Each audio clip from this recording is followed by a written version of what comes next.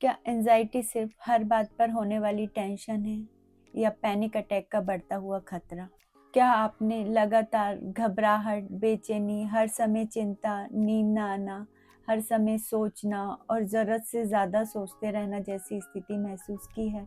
तो आज हम इस एंजाइटी के वीडियो में इसके पीछे का साइकोलॉजिकल रीज़न और क्या हो सकता है इसका समाधान देखेंगे। नमस्कार, मैं हूँ Rajni Raghuvanshi, mind mirror by Rajni से, और आज का टॉपिक है एंजाइटी और एंजाइटी पैनिक अटैक।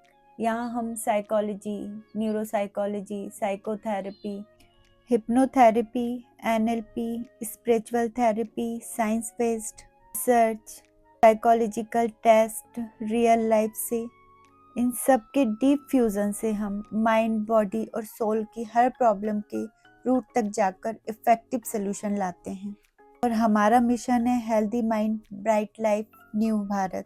ये इस मिशन का हिस्सा बनिए, क्योंकि आप सबके बिना ये मिशन अधूरा है। और इस मिशन में आज का टॉपिक है एंजाइटी, नॉर्मल टेंशन या बढ़ता हुआ खतरनाक पैनिक अटैक। इसको समझने के लिए हम स्टेप बाय स्टेप 7 स्टेप देखेंगे, और उसमें से एक स्टेप है सेल्फ हेल्प ट्रीटमेंट प्रैक्टिस, जिसमें आप खुद अपने लिए ट्रीटमेंट प्रैक्टिस कर सकते हैं और खुद हेल्दी हो सकते हैं, अपने आसपास के लोगों को भी हेल्दी बना सकते हैं। स्टेप नंबर 1, एंजाइटी और पैनिक अटैक क्या होता है? एंजाइटी, ये हम खुद अपनी परेशान होने की आदत को रिपीट करके अपने माइंड में न्यूरोसाइकोलॉजिकल पैटर्न बना लेते हैं। एंजाइटी का मतलब सिर्फ टेंशन ही लेना नहीं है, ये हमारे ब्रेन में अलार्म सिस्टम को गड़बड़ कर देता है। फिर वह असली खतरा ना होने पर भी बार बार उस अलार्म को बजाने की शुरुआत कर देता है।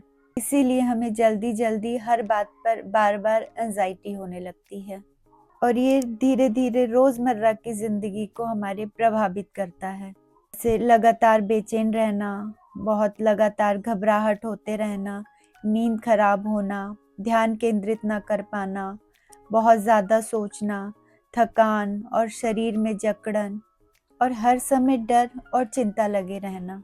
एंजाइटी मन को लगातार दबाव में रखती है, लेकिन जब यही एंजाइटी और बहुत बढ़ जाती है तो वह एंजाइटी पैनिक अटैक में बदलने लगती है, और हम अपने इमोशंस को संभालने में और ज़्यादा कमज़ोर हो जाते हैं, कैपेसिटी कम हो जाती है।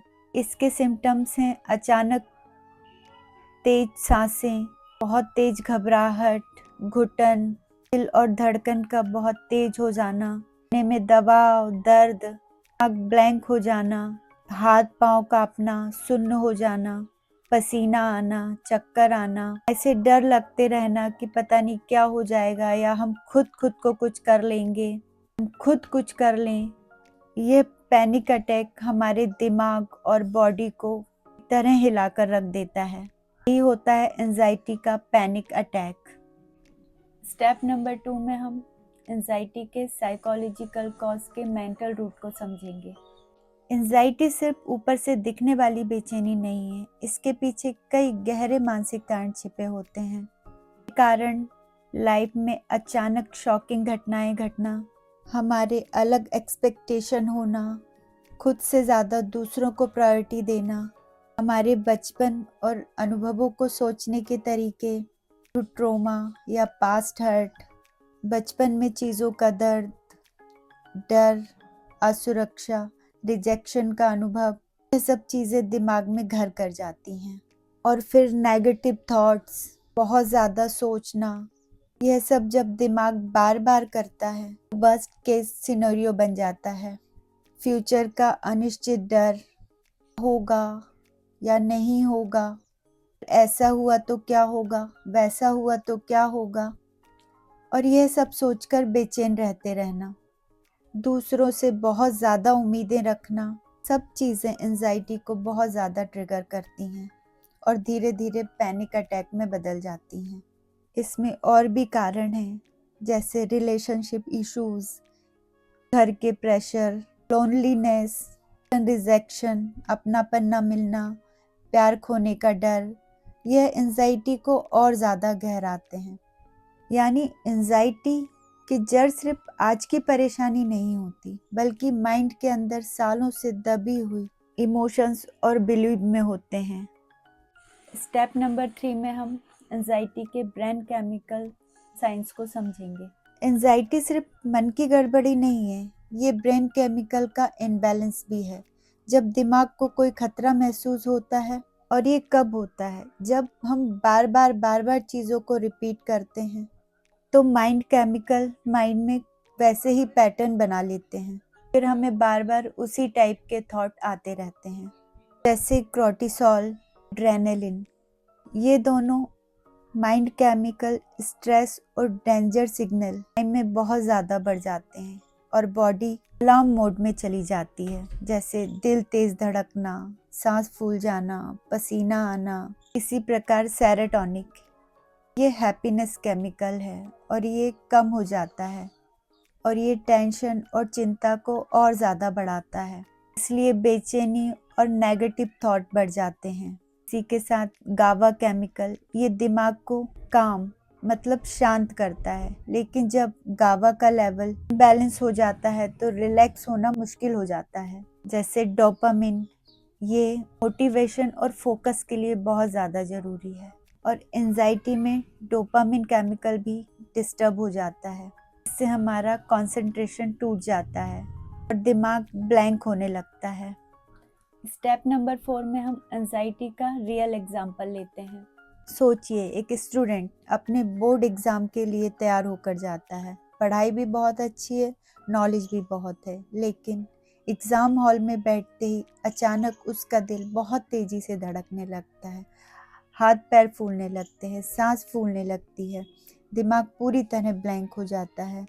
उसने इतनी मेहनत की है, लेकिन उस समय उसका ब्रेन किन्हीं कारणों से एग्जाम हॉल में पहुंचते ही ब्रेन केमिकल की उथल पुथल मचा देता है और एंजाइटी पैनिक अटैक की शुरुआत होने लगती है। किसी भी नॉर्मल सिचुएशन को अचानक लाइफ में अनकंट्रोल एक्सपीरियंस जैसा बना देती है। ये अचानक कैसे हुआ?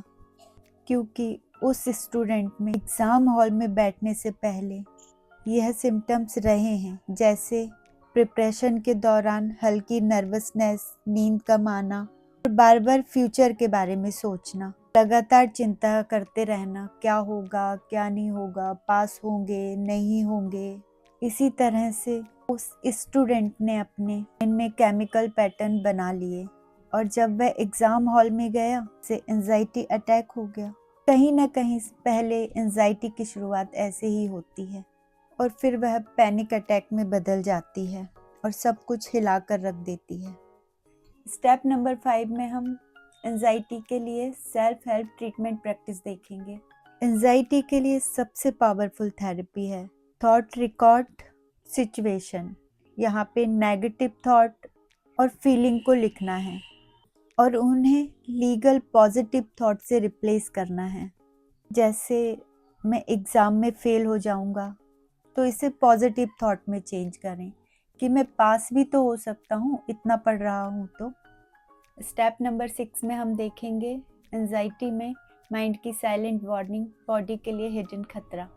यहाँ एंजाइटी सिर्फ दिमाग तक सीमित नहीं है, चुपचाप शरीर को भी बहुत नुकसान पहुंचाती है। सबसे ज़्यादा असर पड़ता है डाइजेशन सिस्टम, पेट में दर्द, ऐंठन, गैस, ब्लोटिंग, बार लूज मोशन, कॉन्स्टिपेशन, भूख ना लगना या ज़्यादा लगना, IBS, कंट्रोल ब्लड प्रेशर, सीने में दर्द, हार्ट अटैक जैसी भी प्रॉब्लम्स हो सकती हैं। मेंटल प्रेशर धीरे धीरे शारीरिक बीमारियों को निमंत्रण देता है।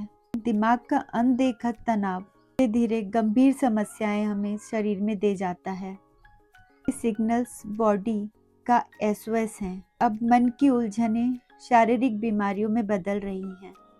स्टेप नंबर 7 में हम एंजाइटी के लिए साइकोलॉजिकल अप्रोच देखेंगे। साइकोलॉजिस्ट आपकी किस तरह से मदद करता है ताकि आप अपने मन का कंट्रोल अपने हाथ में वापस पा लें। साइकोलॉजिस्ट आपको दवाओं पर डिपेंड नहीं बनाता, बल्कि माइंड की जड़ को पकड़कर परमानेंट सॉल्यूशन देता है। साइकोलॉजिस्ट का काम है दिमाग के अनसीन पैटर्न को कोड करके को आपकी खोई हुई मेंटल कंट्रोल, उससे होने वाली मानसिक और फिजिकल प्रॉब्लम कंट्रोल, अपनी लाइफ का कंट्रोल अपने हाथ में वापस दिलाता है। एंजाइटी के वीडियो से रिलेटेड आपको हेल्थ ट्रीटमेंट प्रैक्टिस में कोई भी क्वेश्चन हो, समस्या हो, तो आप मेरी इंस्टाग्राम आईडी पर मुझे क्वेश्चन कर सकते हैं। मैं आपकी समस्या का समाधान करने की पूरी कोशिश करूंगी। और याद रखिए, अगर आप बार बार परेशान हो रहे हैं, मेडिकल रिपोर्ट्स नॉर्मल हैं, तो समझिए समस्या बॉडी में नहीं, माइंड में है। साइकोलॉजिकल हेल्प लेना कमजोरी नहीं, बल्कि माइंड की असली ताकत है। एटी कोई फिजिकल बीमारी नहीं है कि दिमाग का एक एसओएस सिस्टम है। इसे सिर्फ आपको समझकर, को सुनने और हील करने की जरूरत है। अगर आप इसे नजरअंदाज करेंगे तो ये एंजाइटी से पैनिक अटैक, हार्ट प्रॉब्लम और बहुत सी समस्याओं में बदल जाता है। अगर आप सही समय पर कदम उठाते हैं, साइकोलॉजिस्ट की मदद लेते हैं, सेल्फ हेल्प ट्रीटमेंट प्रैक्टिस करते हैं, एंजाइटी सिर्फ कंट्रोल नहीं होती, बल्कि पूरी तरह क्योर हो जाती है। आपका माइंड मजबूत हो जाता है। आप सबको अपना मिशन याद है ना? हेल्दी माइंड, ब्राइट लाइफ, नया भारत। और आप सब इस मिशन का हिस्सा हैं। और हम फिर मिलेंगे आपसे किसी नई साइकोलॉजिकल प्रॉब्लम के इजी सॉल्यूशन के साथ। नमस्कार।